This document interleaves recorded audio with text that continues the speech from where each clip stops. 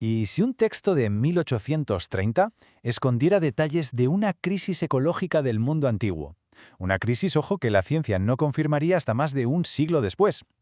Pues de eso vamos a hablar hoy, de una conexión que, la verdad, es bastante sorprendente. Los paralelos entre la deforestación de la civilización maya y un pasaje muy concreto del Libro de Mormón. Venga, vamos al lío.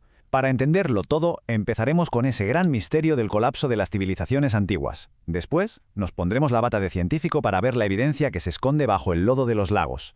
De ahí, daremos un salto a un testimonio que nadie esperaba, en un texto antiguo. Analizaremos cómo una crisis de recursos puede llevar a la innovación y, al final, juntaremos todas las piezas para hacernos la gran pregunta. ¿Estamos ante una evidencia de plausibilidad? Normalmente, cuando pensamos en el fin de los grandes imperios, nos imaginamos batallas épicas o sequías terribles. Y sí, claro que eso influyó, pero la historia completa es mucho más interesante y compleja de lo que parece. Es la pregunta del millón, ¿verdad? La que ha quitado el sueño a arqueólogos durante generaciones. ¿Cómo es posible que ciudades gigantescas, donde vivían millones de personas, acabaran de repente vacías, tragadas por la selva? Pues resulta que una de las claves más importantes no estaba en las armas ni en las nubes, sino en los árboles. O mejor dicho, en la falta de ellos. La degradación del medio ambiente, y en concreto la deforestación masiva, parece que tuvo un papel protagonista en todo este drama. Y ojo que no estamos hablando de teorías o suposiciones. La ciencia hoy en día ha encontrado pruebas súper claras de esta catástrofe ecológica. ¿Y dónde? Pues en el sitio más inesperado que se pueda imaginar, en el fondo de los antiguos lagos de Mesoamérica.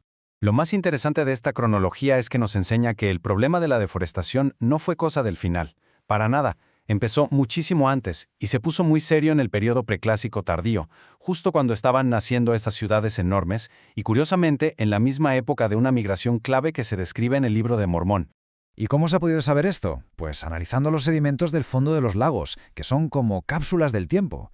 Los científicos encontraron 3 pistas clave. Primero, un montón de polen de maíz, señal de que la agricultura se descontroló. Segundo, partículas de carbón, la prueba de que se quemaban bosques a lo bestia para tener más tierras de cultivo. Y tercero, capas y capas de arcilla, que es la señal de alarma de que, sin árboles, la tierra fértil se estaba yendo por el desagüe. Pero la culpa no era solo de la agricultura. El boom de la construcción urbana fue un auténtico devorador de bosques. Para conseguir ese estuco blanco y brillante que cubría las pirámides y los edificios en ciudades como El Mirador, hacía falta cal. Y para hacer cal hay que quemar piedra caliza a temperaturas altísimas. ¿Y qué se necesita para eso? Cantidades industriales de leña. Este efecto cal fue básicamente gasolina para el fuego de la deforestación. Y es justo aquí donde la historia da un giro de guión alucinante.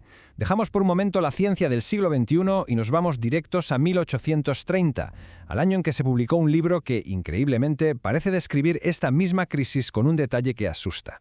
Hablamos del Libro de Mormón. Hay que ponerse en situación. En esa época, todo el mundo se imaginaba la América antigua como una selva virgen, un paraíso intacto. Y de repente, llega este libro y habla de una tierra que tenía un problema grave de escasez de madera. Iba totalmente a contracorriente de lo que se pensaba. Fijaos bien en esta frase. Describe una migración hacia el norte sobre el año 50 a.C., y el detalle clave es que dice que la gente se instaló en los sitios que no habían quedado desolados y sin madera. La implicación es directa. Si buscaban sitios con madera es porque había muchísimos otros que ya se habían quedado sin ella. Es una descripción muy específica y para la época muy extraña. Pero es que el texto no se queda solo en describir el problema. Lo más alucinante es que también cuenta cómo esta civilización se las apañó para adaptarse a la falta de recursos. Demostraron una capacidad de innovación tremenda para sobrevivir. El relato nos habla de 3 estrategias principales. Primero, si no tienes madera para construir, pues buscas otro material. Empezaron a usar cemento. Segundo, se dieron cuenta del problema y empezaron una política de conservación, dejando que los árboles volvieran a crecer. Y tercero, cuando ni con eso era suficiente, montaron una red logística para importar madera por barco desde otros lugares. Y aquí es donde todo encaja de una forma brutal. La arqueología de hoy ha demostrado que los mayas eran unos maestros usando cemento y estucos de cal, algo que en 1830 no se sabía. El texto habla de casas de cemento. La ciencia nos dice que la deforestación fue tan grave que tuvieron que regenerar los bosques. El texto dice que dejaban crecer cuanto árbol brotara. Los datos científicos prueban que los recursos locales se agotaron. El texto dice que enviaban mucha madera por embarcaciones. Las coincidencias son muy directas. Y no hay que olvidar esta fecha. 1830. Todo esto se escribió en 1830. La confirmación científica de la deforestación en Mesoamérica, del uso increíble del cemento maya, de sus redes comerciales, todo eso llegaría muchísimo, pero muchísimo después. Entonces, ¿qué hacemos con toda esta información? El objetivo no es presentarlo como una prueba irrefutable, sino como lo que en la fuente original se llama una evidencia de plausibilidad, un indicio que te hace pensar. El argumento central es este. Un detalle ecológico muy específico en un texto de 1830 encaja como un guante con una realidad científica que tardamos más de 100 años en descubrir. Es como si se hubiera adelantado a la ciencia. Resumiendo, la plausibilidad de esta historia se apoya en 3 patas. Describe una crisis de recursos, justo dónde y cuándo ocurrió, menciona una tecnología, el cemento, que de verdad se usaba, y cuenta unas estrategias de adaptación que son totalmente lógicas para esa crisis. Son puntos que, desde luego, alinean la narrativa del libro con lo que nos dice la ciencia. Y así llegamos al final, con una pregunta que da para pensar. Más allá de las creencias de cada uno, la conexión está ahí, es innegable, y plantea una cuestión fascinante sobre los textos antiguos y su capacidad para, a veces, adelantarse a lo que sabemos. ¿Es una simple coincidencia o hay algo más? Ahí queda la pregunta.